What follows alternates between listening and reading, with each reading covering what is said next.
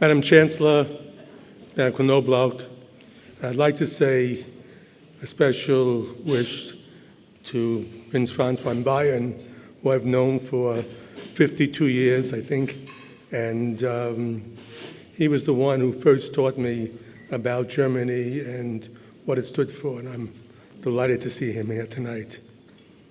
Dr. Schuster, ladies and gentlemen, meine Damen und Herren. Madam Chancellor, you have honored us tonight here in Munich with your acceptance of the Theodor Herzl Award.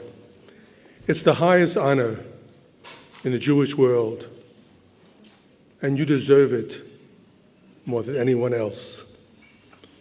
Before I speak about you, allow me to speak about your country, Germany. Germany has a great history, which I deeply respect. Germany has a great cultural, scientific, artistic, literary, and philosophical heritage, which I cherish. And Germany also has a dark, traumatic past, which we're all determined to eradicate. But post-war Germany has done wonders. First, it has rebuilt itself physically and economically. Then it established a solid liberal democracy. Then it dealt miraculously with the incomprehensible challenge of reunification. Then it led a united Europe and ushered in an era of peace, liberty, and prosperity, such as this continent has never known. You, Madam Chancellor, are an icon of this incredible success. You are the symbol for all of us of all that is good in post-war Germany.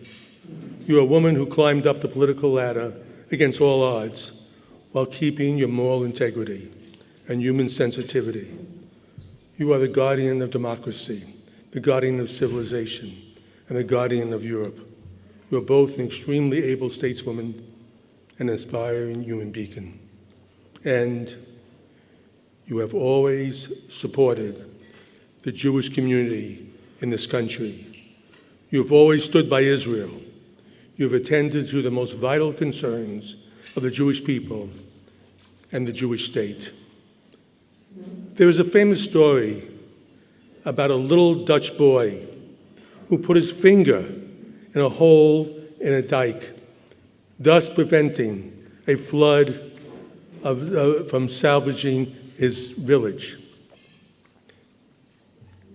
Madam Chancellor, you are a German leader who has become a one-person dam, a dam against instability, a dam against irrationality, a dam against extremism, a dam against hate, and a dam against racism, and a dam against anti-Semitism. Hence, not only for your sake, but for the sake of Germany and Europe and the West, I wish you a long time in office.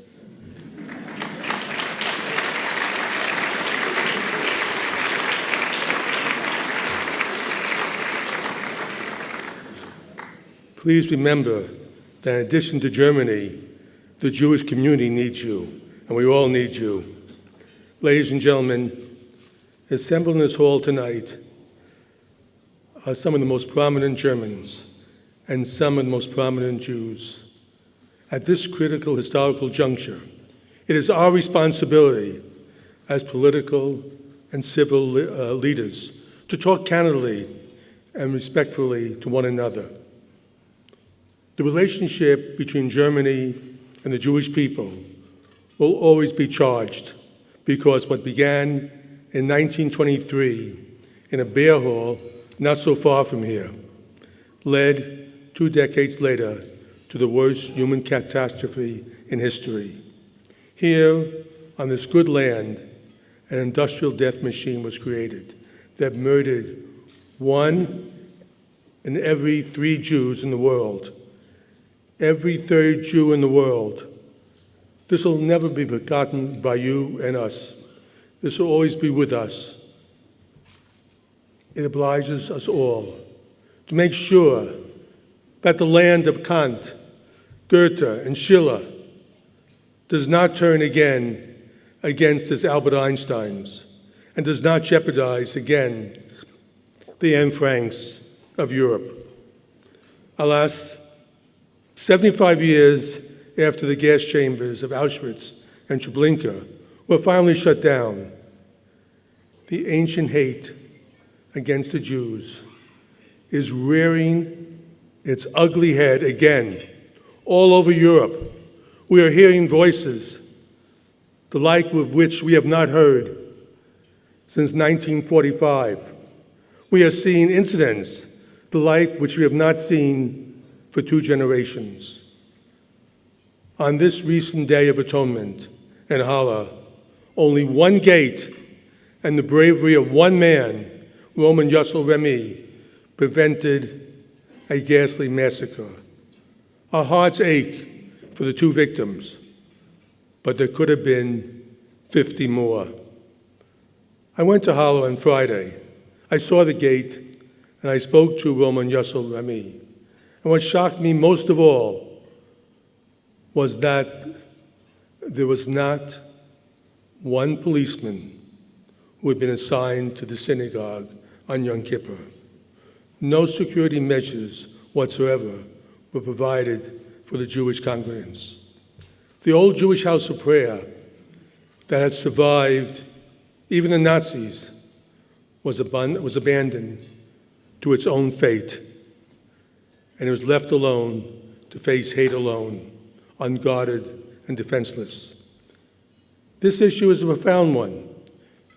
A survey conducted by the World Jewish Congress last month found that 27% of all Germans hold strong anti-Semitic views of the Jewish people.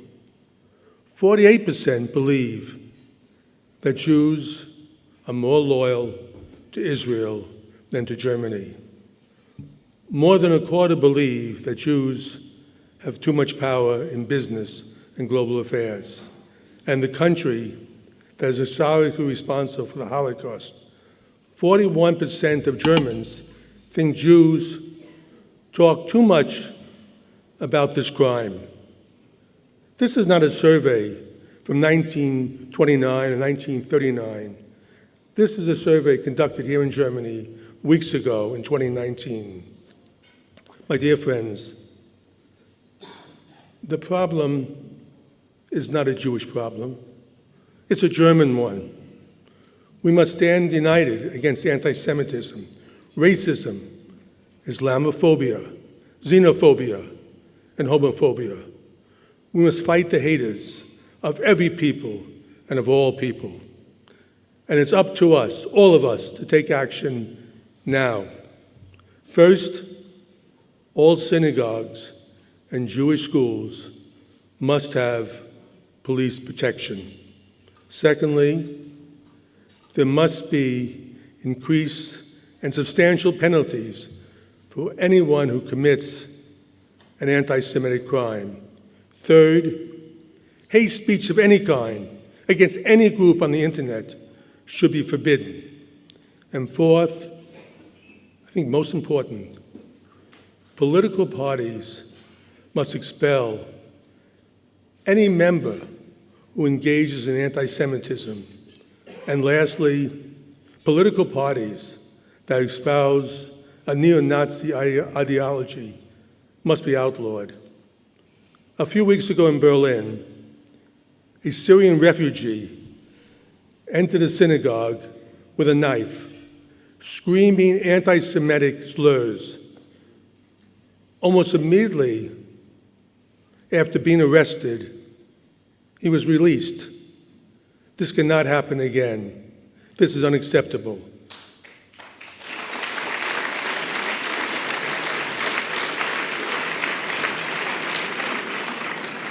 The German democracy must defend itself, defend its citizens, and defend its Jews from the dark forces now rising on the extreme right and on the extreme left. Let me share a secret with you. I love your country. I love your language. I especially love your art. I even love Bavarian food and beer. But as a Jewish leader who loves Germany, I must tell you the painful truth. We cannot accept the marches we have seen lately in Chemnitz and Dortmund. We will not accept Nazi salutes in sports stadiums. Such demonstrations and such hooligans must be stopped and must be outlawed. The German that I came to know when I first came here as a young man was Konrad Adenauer's Germany. The greatness of his leadership was based on the fact he showed the German people the way forward after the dark days. He enabled them to be righteous and noble. This is also what you, Chancellor Merkel, have done in recent years, and this is what must be done now. When the evil wind is beginning to blow again through some German streets, it's time to confront evil head-on. Finally, a different subject, a word about the man of whom this award is named. Theodor Herzl was a German-speaking Jew from Vienna who had a revelation. 43 years before Kristallnacht, he realized that Europe was becoming a death trap for its Jews. So he turned to the German Kaiser, asking his aid to build a safe haven for the Jewish people. Sadly, Herzl's dream was fulfilled too late, but it was fulfilled. The Jewish state he envisioned is thriving, is the embodiment of triumph, of hope over despair, of a life over death. That is why it is so fitting that you, Chancellor Merkel, are receiving the Herzl Award. I believe that nothing in life happens by accident, and I believe that you are meant to receive it. I am deeply proud of the fact that you'll be taking it with you tonight.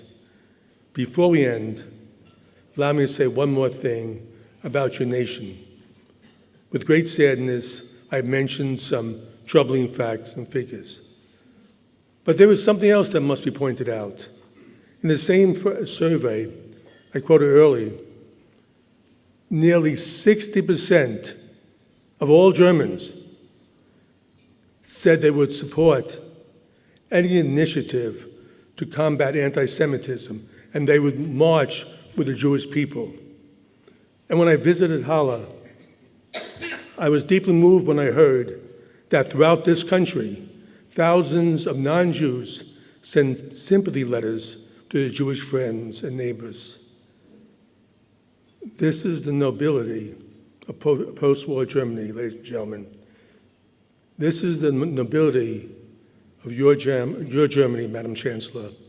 As we fight for right together, may God bless your people. May God bless you, and thank you for everything you've done for our people. God bless you. Thank you.